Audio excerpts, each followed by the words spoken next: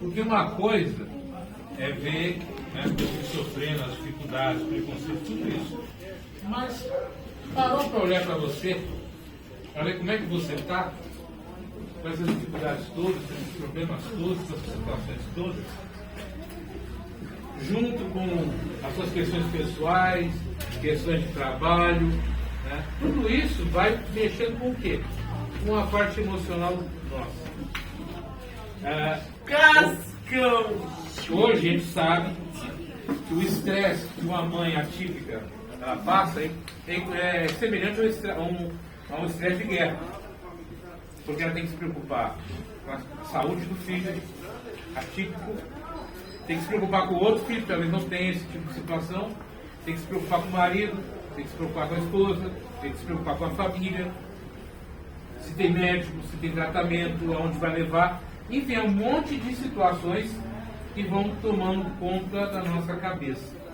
E a gente, muitas vezes, como pai ou mãe, a gente quer cuidar do filho, a gente quer o melhor para ele, e esquece que se eu não estiver bem, se eu não tiver condições, se eu estiver sofrendo emocional e mentalmente, como é que eu vou ajudar essa criança?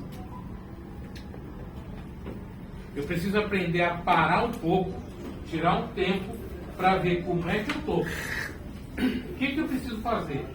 Quais as situações mais complicadas da minha vida? Como é que eu vou solucionar isso? Porque chega uma hora que a gente não suporta, a gente não aguenta. Você vai ver várias e várias mães no YouTube, em vários locais, chorando, porque estão passando por cada situação complicada, difícil, e muitas vezes sem conseguir compartilhar, sem conseguir dividir, que elas não sabem o que fazer. Aí entra em desespero, aí entra em pânico, e aí se perdem, né? Vai procurar uma situação aqui, outra ali. Como é que eu faço isso? Criar grupos de apoio é bom? É bom. Criar grupos que vão ajudar? É bom.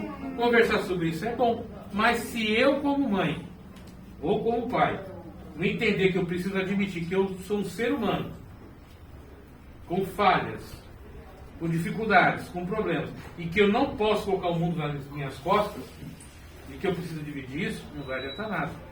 A gente vê muito orgulho, né? Ou aquela ideia assim, um tanto quanto estranha, de achar que se eu admitir para os outros que eu estou sofrendo, que eu não estou aguentando, eu vou ser uma pessoa fraca.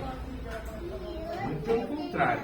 Aquele que admite a sua fraqueza, aquele que admite os seus limites, é aquele que consegue vencer a fraqueza e vencer os limites.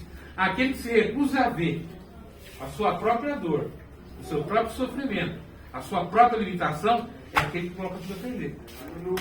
Porque ele perde a paciência, ele quer tudo muito rápido, quer resolver as coisas da melhor maneira ou pior maneira possível. Então eu preciso parar, né? Eu preciso refletir. Não é fácil ter uma pessoa que a gente ama com situações difíceis. Não é fácil a gente encontrar uma pessoa que faz parte da nossa vida, sofrendo preconceito, sofrendo pelo dedo, né, na cara, falando certas coisas, e a gente não pode fazer nada. É muito difícil uma pessoa que não conhece a nossa realidade, não conhece os nossos problemas, chegar e falar, olha, né, você não sabe o que está fazendo, não é assim que faz, ainda quer colocar pitaco alguma coisa. Isso tudo vai ficando aonde? Na nossa cabeça, no nosso comportamento, né? As pessoas não entendem aquilo que vivem, ou que convivem, que não convivem. Como é que eu lido com isso? Eu preciso passar no médico, eu preciso fazer um exame, eu preciso ver como é que está a minha parte física, a minha parte emocional, a minha parte clínica.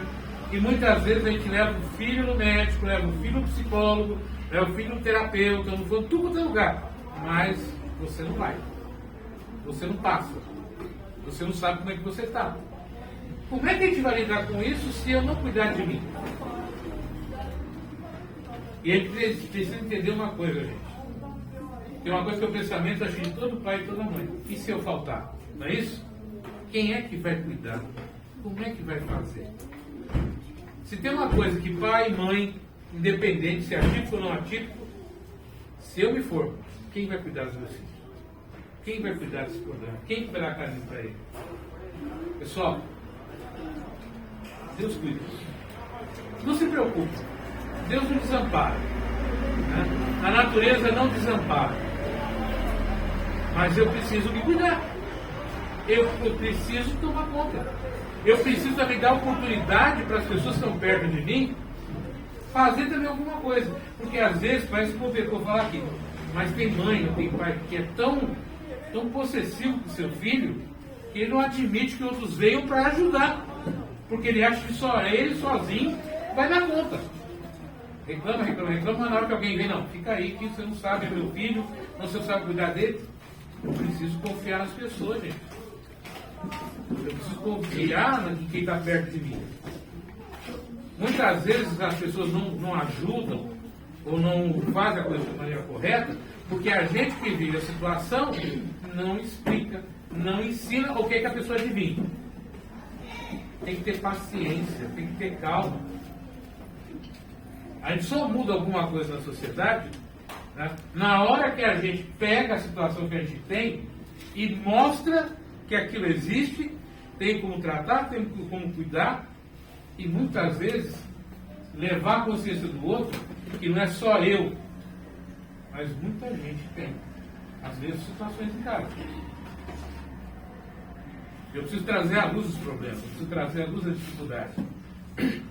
Se tem alguém para bater, tem sempre alguém para acolher. Só que se eu não der oportunidade para aquele que acolhe vir e acolher, eu vou estar sempre apanhando.